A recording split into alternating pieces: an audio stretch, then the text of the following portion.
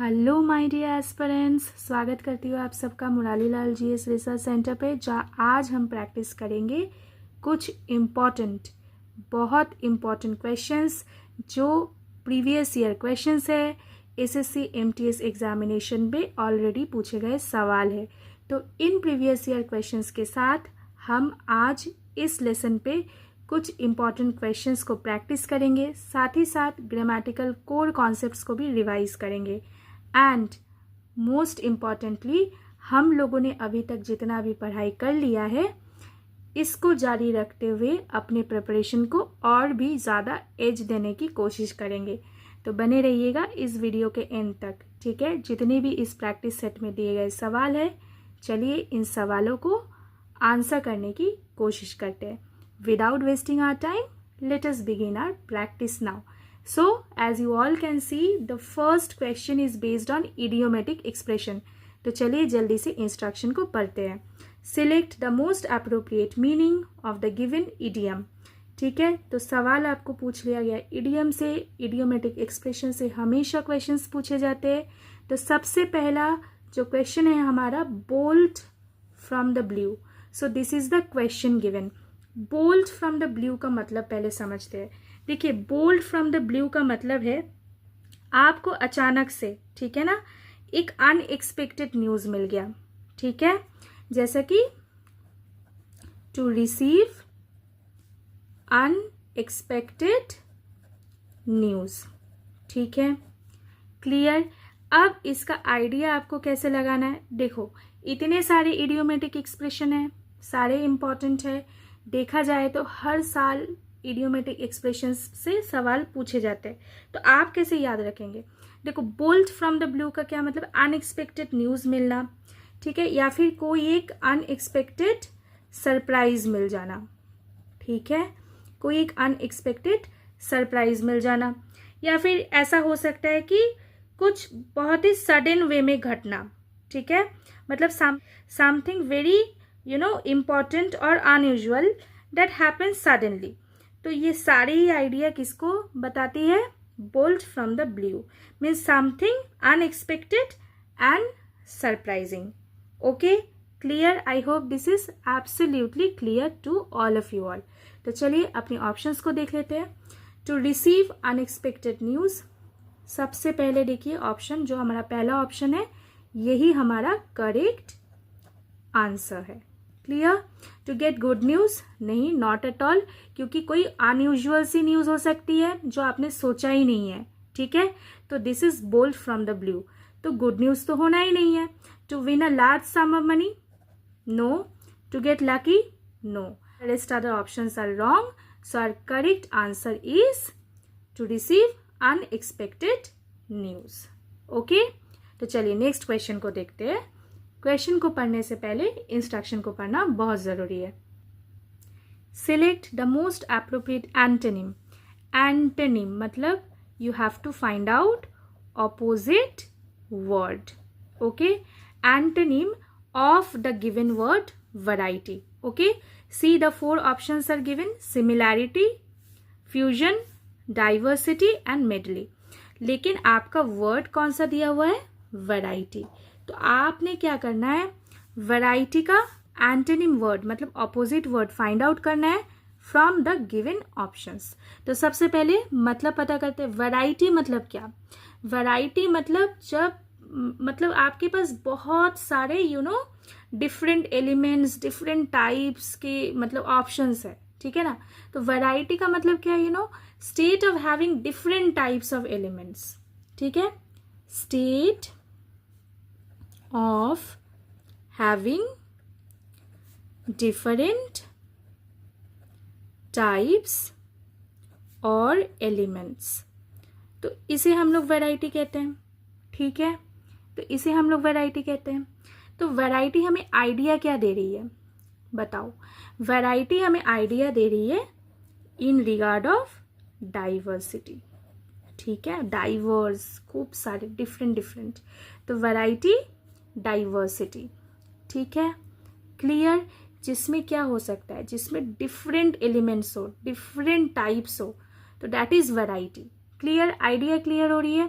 अब देखो, तो वैरायटी का फिर एंटोनिम, ठीक है, अगर वैरायटी आपको आइडिया देती है डिफरेंट टाइप्स, तो इसका एंटोनिम क्या होगा, ठीक है, जिसमें टाइप नहीं होना है, ऐसा ही कुछ एंटोनिम हो सकता है। तो चलिए एंटोनिम को तो फाइंड आउट करेंगे, लेकिन जो दिए गए 4 वर्ड्स है इनका मतलब और सिनोनिम एंटोनिम को पहले देख लेते हैं, फिर दिए गए सवाल का हम लोग एंटोनिम फाइंड आउट करेंगे। प्रयास यही है कि दिए गए जो 4 ऑप्शन के वर्ड्स है ना, इसे भी तैयार कर लेना है, ठीक है। तो चलिए सबसे पहला वर्ड देखिए, सिमिलैरिटी। तो सिमिलैरिटी का क्या मतलब है, सिमिलैरिटी का मतलब है जो मतलब सिमिलर सा हो, ठीक है ना, मतलब एक काइंड ऑफ लाइकनेस हो जिस पे, ठीक है, मतलब एक सिमिलैरिटी मतलब सिमिलर सा हो, ठीक है, हैविंग सेम क्वालिटीज, ओके, और कॉमन क्वालिटीज, क्लियर, ये आइडिया दे रही है, ओके। तो लाइकनेस एक सिनोनिम हो सकता है, या फिर आप इसका सिनोनिम रिजेम्बलेंस भी कर सकते हैं, ठीक है, सिमिलैरिटी का रिजेम्बलेंस। तो इसका एंटोनिम फिर क्या हो जाएगा, सिमिलैरिटी मतलब एक टाइप जैसा, ठीक है, तो इसका एंटोनिम फिर क्या हो जाएगा, dissimilarity, okay, dissimilarity, clear, dissimilarity. फिर इसका क्या हो सकता है, डिफरेंस हो सकता है भाई, क्यों नहीं हो सकता है, देखो डिफरेंस तो डेफिनेटली होना है, डिफरेंस मतलब अलग अलग, ठीक है, एक जैसा बिल्कुल भी नहीं। तो सिमिलैरिटी का हम लोगों ने सिनोनिम एंटोनिम देख लिया, ठीक है। अब देखो नेक्स्ट वर्ड क्या था अपने ऑप्शन में, फ्यूजन। तो फ्यूजन का क्या मतलब है भाई, फ्यूजन मतलब कंबाइन कर देना, ब्लेंड कर देना, ठीक है। तो सिनोनिम इसका फिर क्या बन सकता है, कॉम्बिनेशन, एमलगेमेशन, ओके। और इसका ऑपोजिट फिर क्या बन सकता है, इसका ऑपोजिट बन सकता है सेपरेशन, सेपरेशन मतलब अलग अलग कर देना, ठीक है, या फिर डिसइंटीग्रेट कर देना, तो डिसइंटीग्रेशन, ओके, क्लियर। सो फ्यूजन का भी मतलब हम लोगों ने समझ लिया, इसके सिनोनिम एंटोनिम को भी हम लोगों ने देखा। अब देखिए एक वर्ड है डाइवर्सिटी। तो डाइवर्सिटी का क्या मतलब है, डाइवर्सिटी का मतलब है वैरायटी, ठीक है, तो डाइवर्सिटी का मतलब क्या है, वैरायटी, ठीक है। असॉर्टमेंट, असॉर्टमेंट मतलब क्या, आपके पास बहुत सारे ऑप्शंस है, ठीक है ना, एक ऐसा मिक्सचर जिसमें collection of different things are available, तो उसे हम लोग असॉर्टमेंट कहते हैं, ठीक है। तो फिर इसका एंटोनिम क्या बनेगा, इसका एंटोनिम बनेगा यूनिफॉर्मिटी, ठीक है, मतलब एक वननेस को जो बता रहा है, सेमनेस, ठीक है, क्लियर। या फिर आप सिमिलैरिटी भी बोल सकते हैं, ठीक है, क्लियर। अब देखो अपना लास्ट वर्ड कौन सा है, अपना लास्ट वर्ड है मेडले। तो मेडले का क्या मतलब है, इसका भी मतलब क्या है, मिक्सचर, ठीक है, या फिर असॉर्टमेंट, ठीक है, सिनोनिम हो गया। अब मेडले का एंटोनिम फिर क्या बनेगा, बोलो, एंटोनिम फिर इसका क्या बनेगा, सिंगुलैरिटी बन सकता है, ओके, क्लियर, समझ में आ रही है आपको। अच्छा, जितने भी ऑप्शन है इसे देख लेते हैं। तो वैरायटी का आपको एंटोनिम फाइंड आउट करना है, ठीक है। तो वैरायटी आपको क्या आइडिया दे रही थी, हैविंग डिफरेंट टाइप्स और एलिमेंट्स, तो डाइवर्सिटी तो होना नहीं है, क्लियर। अच्छा, फ्यूजन भी नहीं होना है, मेडले भी नहीं होना है, तो फिर अपना आंसर क्या होना है, similarity, similarity is the answer, correct answer, क्योंकि सिमिलैरिटी मतलब डिफरेंट क्वालिटीज नहीं, सेम क्वालिटीज को बताती है, डिफरेंट टाइप्स को नहीं बताती है। सिमिलैरिटी मतलब क्या, same qualities of having common qualities, likeness, ये बताती है।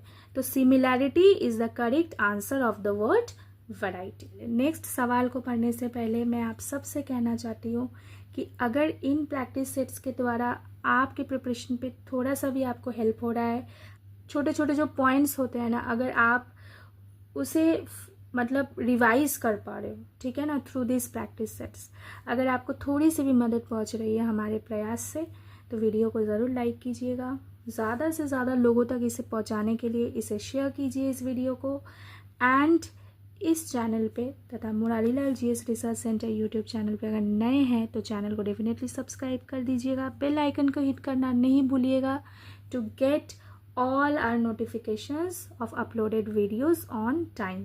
तो चलिए अब नेक्स्ट सवाल को पढ़ लेते हैं। Select the most appropriate option to fill in the blank. तो देखिए फिल इन द ब्लैंक एक टाइप है, इसमें काफ़ी बार आपको बहुत इम्पोर्टेंट अच्छे क्वेश्चंस देखने को मिलते हैं।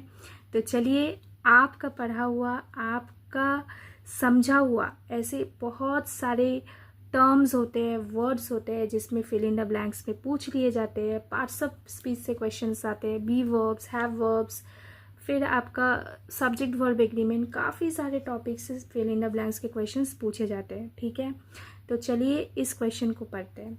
It's not possible to dash मतलब blank this house in this amount. ठीक है, तो देखिए आपको अप्रोप्रिएट वर्ड्स है ना, चारों जो ऑप्शन है इसमें से मोस्ट अप्रोप्रिएट वर्ड को ही आपको तो यहाँ पे अप्लाई करना है। देखिए अप्रोप्रिएट ऑप्शन कहा गया, ऑप्शन में आपको दिए गए वर्ड्स। तो चलिए मोस्ट अप्रोप्रिएट वर्ड को फाइंड आउट करते हैं और ब्लैंक को फिल करते हैं। लेकिन इसे करने से पहले हमें ये जानना ज़रूरी है जो ये दिए गए 4 वर्ड्स है ना, इसका मतलब क्या है। ठीक है, देखिए वोकैब को भी तो स्ट्रॉन्ग करना ज़रूरी है ना भाई। आंसर बता दूंगी, बाकी वर्ड्स के मतलब नहीं बताऊंगी तो फिर क्या ही आपको फ़ायदा मिलेगा ये लेसन देख के। ठीक है ना, जितना हम लोगों से बन पा रहा है, जितना हम लोग प्रयास कर पा रहे हैं, हम लोग कोशिश कर रहे हैं, आगे भी कोशिश करते रहेंगे। ठीक है, ताकि आपका प्रिपरेशन और भी अच्छे तरीके से हो। ठीक है, चलो पहला वर्ड क्या है, एस्टॉनिश। तो एस्टॉनिश का क्या मतलब है, किसी को बहुत सरप्राइज कर देना। ठीक है, तो कहीं ना कहीं एस्टॉनिश का मतलब क्या है, सरप्राइज। ओके, अच्छा ब्लीट। ब्लीट देखो एक ऐसा वर्ड है ना जो साउंड ऑफ एनिमल्स, मतलब कुछ एनिमल्स होते हैं ना उनके साउंड से एसोसिएटेड है ब्लीट। ठीक है, आप कमेंट करके बताइए कि किन किन एनिमल्स का साउंड ब्लीट होता है। ठीक है, अच्छा और ब्लीट का और एक क्या मतलब है, to complain in annoying way. To complain in annoying way. ठीक है, इसे याद रखिए। और साउंड ऑफ एनिमल्स। ठीक है, अब आप मुझे कमेंट करके बताएंगे कौन से एनिमल का साउंड ब्लीट होता है। ठीक है, तो कंसोल का क्या मतलब है, देखिए भाई कोई बहुत डिसअपॉइंटेड है, ठीक है, आप उसे कंफर्ट दिलाने की कोशिश करें तो उसे हम लोग कंसोल करना कहते हैं। ठीक है, one is in pen, one is having a feeling of disappointment and you are trying to comfort that person। ठीक है, तो इसे हम लोग कंसोल करना कहते हैं। ठीक है, और रेनोवेट करने का क्या मतलब है, देखो किसी चीज़ को आप रेस्टोर कर रहे हो, रिपेयर कर रहे हो। ठीक है, और फिर उसको you are trying to bringing it back to a good condition, तो इसे हम लोग रेनोवेट कहते हैं। तो कहीं ना कहीं देखो अप्रोप्रिएट आपको ऑप्शन चूज करने को कहा गया है। तो it's not possible to dash this house in this amount. तो एक अमाउंट तय कर दिया गया और इस अमाउंट पे ये पॉसिबल नहीं हो पा रहा है, इसे क्या किया जा सके, रेनोवेट किया जा सके। ठीक है, तो इसका सही उत्तर क्या होगा, renovate. So renovate is the correct answer. ठीक है, console is wrong, astonish is wrong, bleat is also wrong. So the correct word and the most appropriate option to fill this blank is renovate. Clear? Next सवाल भी बहुत important है। ठीक है, सवाल पूछा गया है, टाइप है आपका एरर करेक्शन। एरर करेक्शन से हमेशा क्वेश्चन पूछे जाते हैं, बहुत इंटरेस्टिंग है। इंस्ट्रक्शन को अच्छे से पढ़िए। ठीक है, देखिए यहाँ पे क्या कहा गया, the following sentence, this is the following sentence has been divided into 4 parts, part A, part B, C and D. Okay, identify the part that contains an error. तो आपको ये जो 4 पार्ट्स है इसमें से एक पार्ट पे एरर मिलेगी, तो इस पार्ट को आपको आइडेंटिफाई करना है और वही आपका सही उत्तर बन जाएगा। ठीक है, लेकिन हमारा प्रयास बस इतना ही नहीं है। ठीक है, ये तो एज पर ऑप्शन हम लोगों ने देख लिया, ये तो एज पर ऑप्शन हम लोग चूज कर लेंगे, लेकिन यहाँ पे एरर क्यों है ये मैं आपको बताऊंगी, ठीक है। आपको भी पता है, रिवाइज कर लेंगे हम लोग, ठीक है। देख लेते हैं। The institute have been divided into multiple departments, ठीक है। क्वेश्चन है द इंस्टीट्यूट से बिगिनिंग है, तो सब्जेक्ट हमारा क्या है, देखो सब्जेक्ट पे हमारा है जो नाउन है ना, ठीक है। तो ये क्या कहा गया, इंस्टीट्यूट, ठीक है, इंस्टीट्यूट। तो इंस्टीट्यूट यहाँ पे कितने इंस्टीट्यूट के बारे में कहा गया, तो ये देखो इंस्टीट्यूट है, इंस्टीट्यूट्स नहीं है, इंस्टीट्यूट। तो दिस इज सिंगुलर नाउन, ठीक है, सिंगुलर नाउन है, क्लियर। तो जब singular noun is working as singular subject, ठीक है, जब singular noun is working as singular subject, तब हम लोग क्या करते हैं, तब हम लोग हैव को नहीं हैज़ को अप्लाई करते हैं, ठीक है। तो यहाँ पे हैज़ बिन होना चाहिए था, लेकिन यहाँ पे फिर क्या है, रॉन्ग, हैव बिन दिया हुआ है। तो देखो हमें तो बस इतना ही करना था कि हमको जो पोर्शन में, जिस पार्ट में एरर है इसे ही फाइंड आउट करना है और ऑप्शन को टिक कर देना है, ठीक है। तो हमारा वर्क इतना ही था। तो हमारा देखो पोर्शन कौन सा है यहाँ पे सेंटेंस में, हैव बीन। सो इस पोर्शन में अपना है एरर, फाइंड आउट हम लोगों ने कर लिया। अब ऑप्शन में देखो एरर किस पोर्शन पे है, बी वाले पोर्शन पे है, बी वाले पार्ट पे है। तो this is the correct answer, ठीक है। अब देखो अपना आंसर तो हो गया, लेकिन माइंड पे ये होना भी जरूरी है कि ये एरर क्यों हम लोगों ने फाइंड आउट किया, किस लॉजिक के तहत हम लोगों ने इसे एरर बता दिया। क्योंकि देखो यहाँ पे दिस इज द एक्सप्लेनेशन, ठीक है। सब्जेक्ट जो है ना, तो सब्जेक्ट क्या है, सब्जेक्ट है आपका सिंगुलर सब्जेक्ट, ठीक है। तो जो कि ये सिंगुलर सब्जेक्ट है, इसलिए यहाँ पे हैव अप्लाई नहीं होना चाहिए था, इसलिए ये हैव वाला पोर्शन रॉन्ग है, एरर है, और हमें बस इस पार्ट को ही ऑप्शन से फाइंड आउट करना था, यही इंस्ट्रक्शन में कहा गया है, ठीक है। चलिए let us move to the next question. अब देखिए प्रैक्टिस हम लोग कर रहे हैं डिफरेंट टाइप ऑफ क्वेश्चंस की इस प्रैक्टिस सेट पे, तो एक वन वर्ड सब्सटीट्यूट वाले क्वेश्चन भी देख लिया जाए।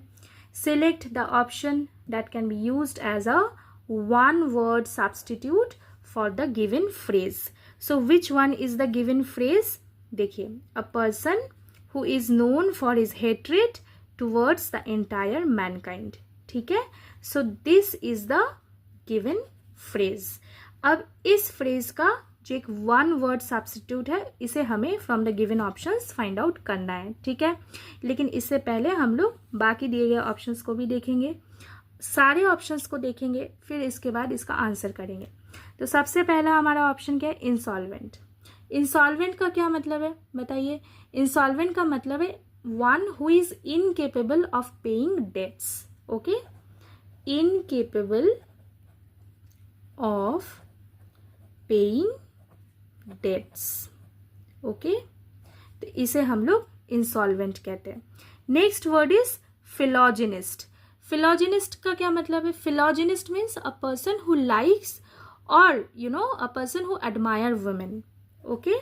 सो पर्सन हु लाइक्स और एडमायर वेमेन, तो इसे हम लोग फिलोजिनिस्ट कहते हैं, ठीक है।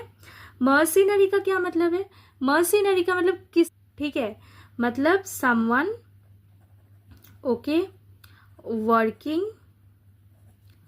और acting merely for making money, ठीक है।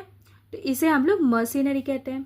तो इस हिसाब से क्या पता लग रहा है, जो ये गिवन फ्रेज है, ठीक है, इसका वन वर्ड सब्स्टिट्यूट क्या ये तीन वर्ड है, नहीं, फिलोजिनिस्ट नहीं है, मर्सिनरी भी नहीं है, इंसॉल्वेंट भी नहीं है।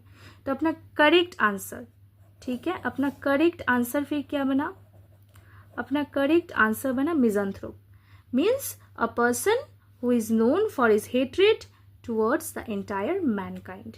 So this is the correct answer, ठीक है, क्लियर। चलो let us move to the next question. parts of the following sentence have been underlined and given as options. Select the option that contains an error. ठीक है, तो आपको ऐसा option find out करना है जिस पोर्शन पे एरर है. ठीक है. As soon as I shall win the lottery, I hope to buy a Ferrari. देखिए यहाँ पे जो है ना shall win, ठीक है, और देखिए एक वर्ड है hope. ओके, मतलब एक है सिंपल फ्यूचर, ठीक है, और एक है सिंपल प्रेजेंट. अब मैं इसका बताऊंगी थोड़ी देर बाद, क्योंकि देखिए हमें तो बस एरर वाले पोर्शन को फाइंड आउट करना है. ठीक है, फिर एक्स्ट्रा लॉजिक क्या है, क्यों ये गलती है नहीं है, ये बाद में देखेंगे. पहले हम लोग ऑप्शन वाला वर्क कर लेते हैं. ठीक है, क्योंकि क्वेश्चन में हमें क्या पूछा गया, दैट आपको जो एरर वाला पोर्शन है इसे ऑप्शन में से फाइंड आउट करना. बस इतना ही काम है आपका. ठीक है. As soon as I shall win the lottery I hope to buy a Ferrari. ठीक है, तो आपका रॉन्ग यहाँ पे इस पोर्शन पे है, शैल विन. ठीक है, this is the portion that contains an error. इस पोर्शन पे एरर है.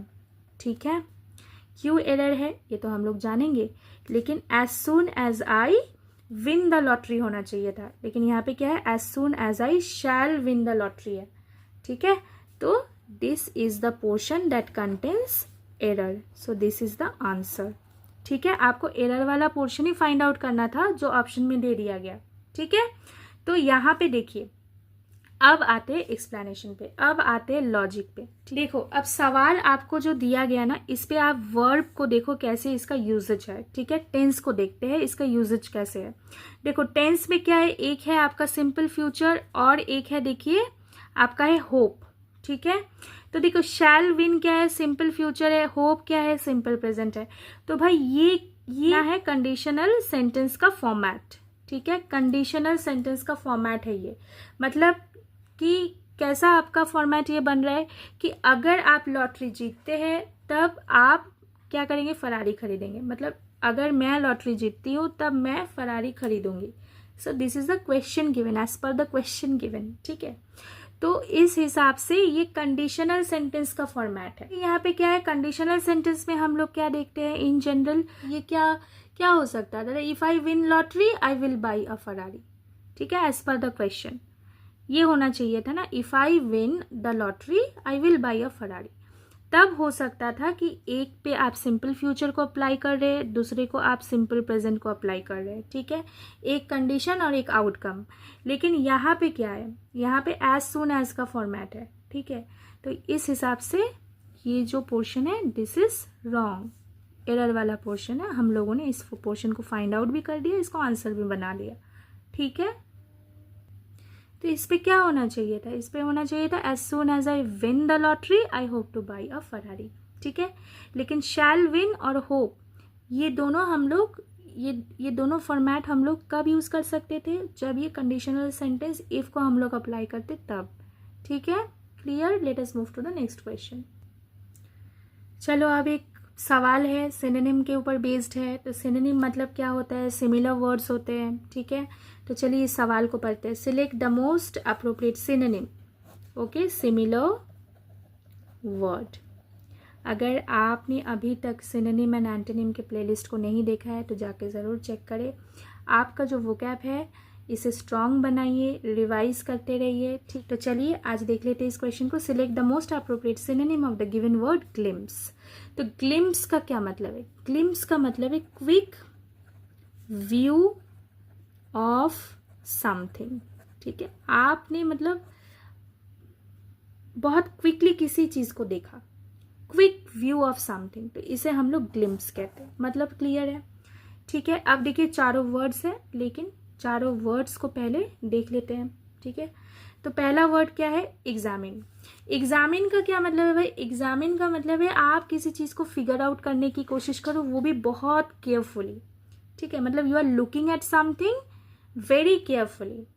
ठीक है, तो आपका बन जाता है इंस्पेक्ट, स्क्रूटिनाइज. तो ये सारे इसके सिनोनिम बन जाते हैं. इंस्पेक्ट मतलब क्या होता है, बहुत ही केयरफुली आप असेसमेंट कर रहे हो. स्क्रूटिनाइज करना मतलब क्या, examine closely. Okay, examine closely, तो इसे स्क्रूटिनाइज कहते हैं। ठीक है, एनालाइज भी कर सकते हैं आप, मतलब एनालाइज मतलब क्या, एग्जामिन मेथोडिकली। ठीक है, तो ये सारे एग्जामिन के साथ जा रहे हैं। ठीक है, फिर इसका एंटोनिम फिर क्या बनेगा, इसका एंटोनिम मतलब ग्लांस। ठीक है, लेकिन हमें पूछा गया क्या, हमें पूछा गया यहाँ पे सिनोनिम। ठीक है, तो ग्लांस इसका आंसर तो नहीं होना है। ठीक है, तो एग्जामिन का ग्लांस मतलब giving a quick notice of something, quick view of something, या फिर आप एकदम ही इग्नोर कर दे रहे हो, देख ही नहीं रहे हो। ठीक है, या फिर आप किसी चीज़ को ओवरलुक कर दे रहे हो, तो ये बन जाएगा सारा एग्जामिन का एंटोनिम। ठीक है, चलो एग्जामिन भी हम लोगों ने तैयार कर लिया। नेक्स्ट वर्ड है ग्लांस।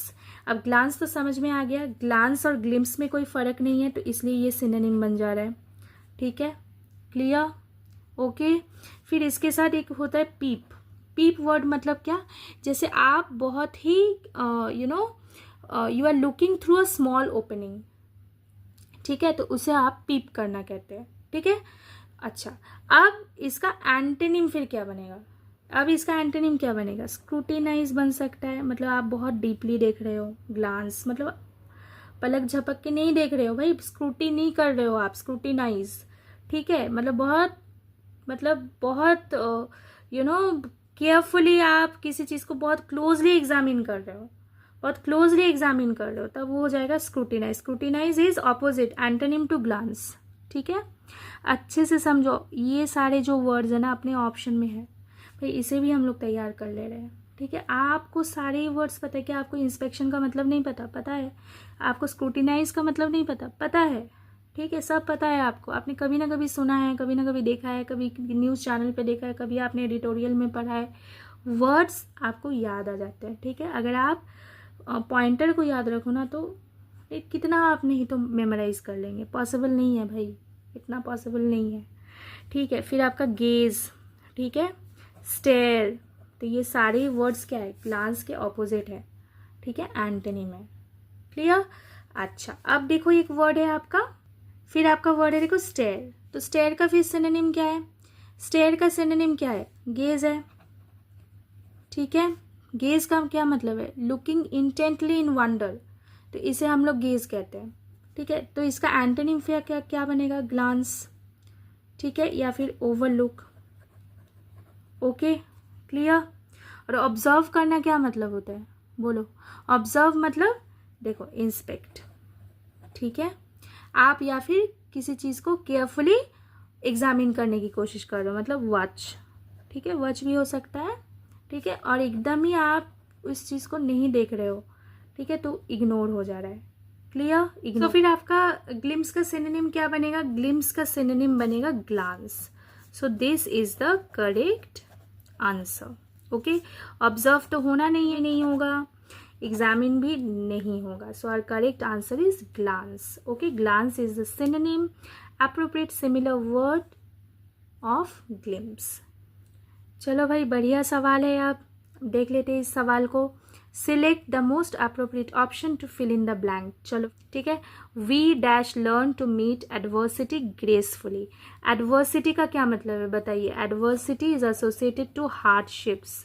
ठीक है, adversity is associated to hardship, तो we dash learn to meet adversity gracefully, तो हमें क्या करना चाहिए, ठीक है, हमें क्या सीखना चाहिए।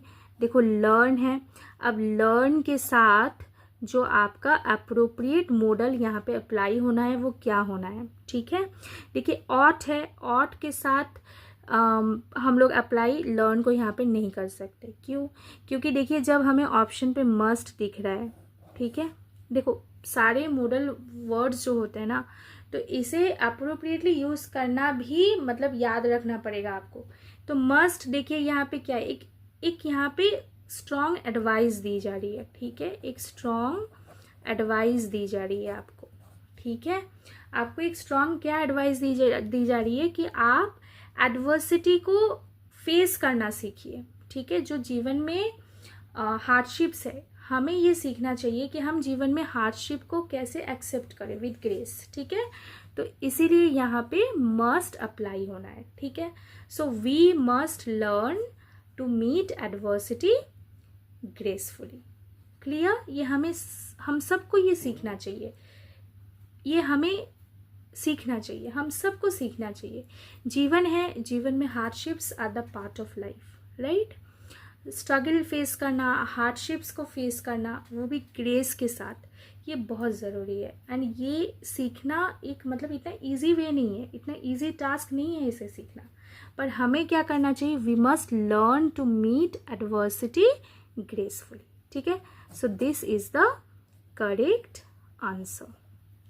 ओके, हम लोगों ने काफ़ी सारे क्वेश्चंस अभी तक प्रैक्टिस कर लिया है। मैं आप सबसे कहना चाहूँ, अगर SSC MTS एग्जामिनेशन की तैयारी कर रहे हैं तो आप दिए गए जितने भी लेसन्स है GK GS के ऊपर जाके डेफिनेटली चेक करें। आप कोई और कम्पिटिटिव एग्ज़ाम्स की तैयारी करें जहाँ पे इंग्लिश एक बहुत इंपॉर्टेंट रोल प्ले करती हो, सिलेबस में एक इम्पॉर्टेंट रोल प्ले करती हो, तो दिए गए जो प्रैक्टिस सेट्स है ना, इसे देखिए। ठीक है, समय को ज़ाया हम लोग नहीं करते हैं, समय बहुत इंपॉर्टेंट है। Time is very crucial for those who are undergoing through the phase of preparation.